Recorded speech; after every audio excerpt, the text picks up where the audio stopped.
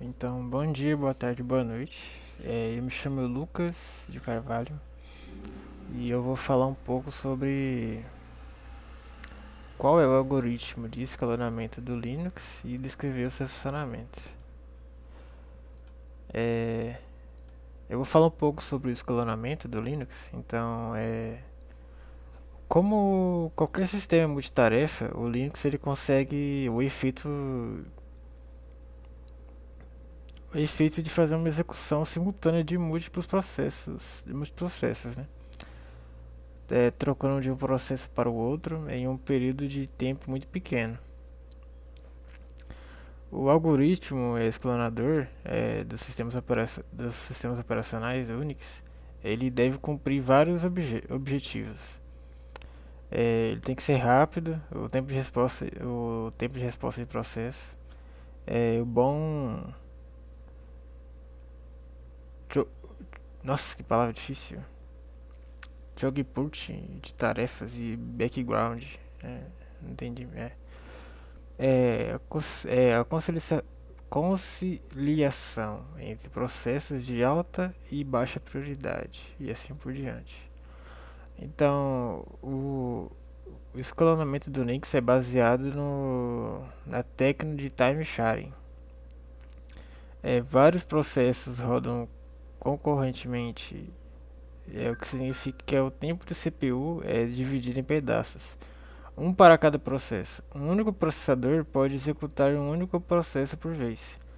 Se o processo atual não terminou quando o seu pedaço de tempo ou quanto termina, outro processo pode tomar o seu lugar. Então, o time sharing ele conta com interrupções de timer e é transparente aos processos. Nenhum código adicional precisa ser inserido no programa para garantir o escalonamento. A política de escalonamento também é baseada na classificação dos processos de acordo com as suas prioridades. Então, cada processo ele é associado com um valor que mostra qual processo é mais apto a executar. É, no Linux, a prioridade dos processos é dinâmica. Então, o escalonador ele vai rastrear o que os processos estão fazendo naquele momento e ajusta as suas prioridades periodicamente. Desse jeito, os processos que foram negados o uso do CPU por um longo intervalo de tempo têm sua prioridade dinamicamente incrementada.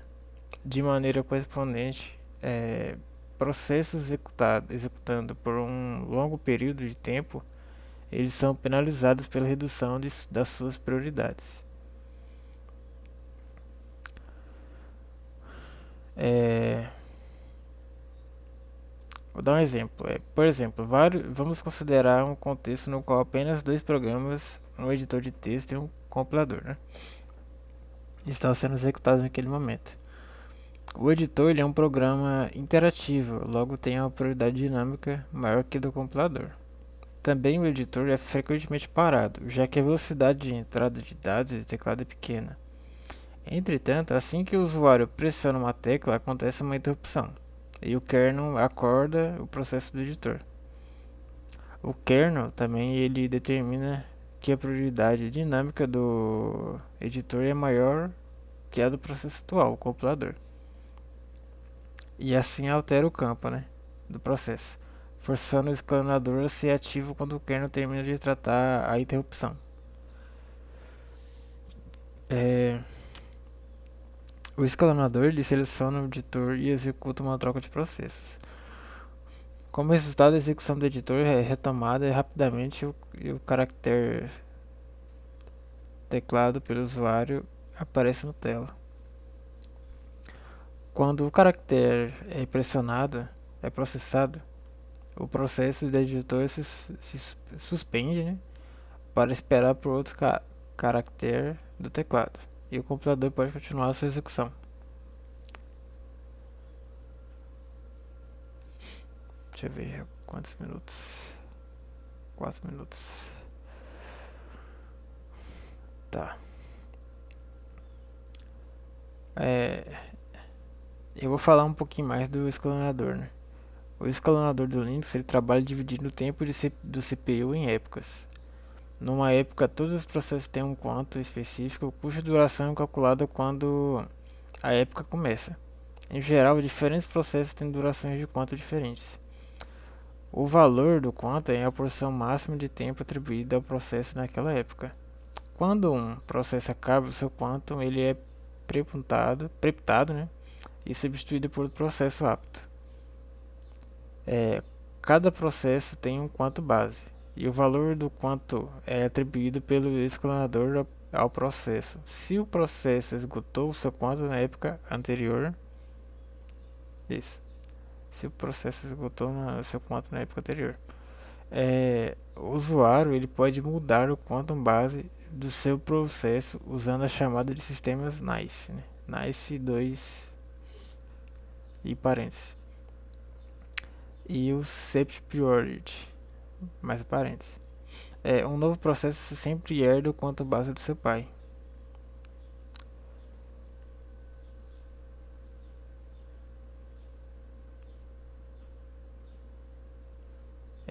Em alguns casos, um quantum muito longo degrada a capacidade de resposta do sistema. Por exemplo, se dois usuários concorrentemente entram dois comandos nos seus respectivos prompts de shell, um comando é CPU bound, enquanto o outro é uma aplicação interativa. Os dois shells iniciam um novo processo e passam a execução do comando do usuário para esse processo.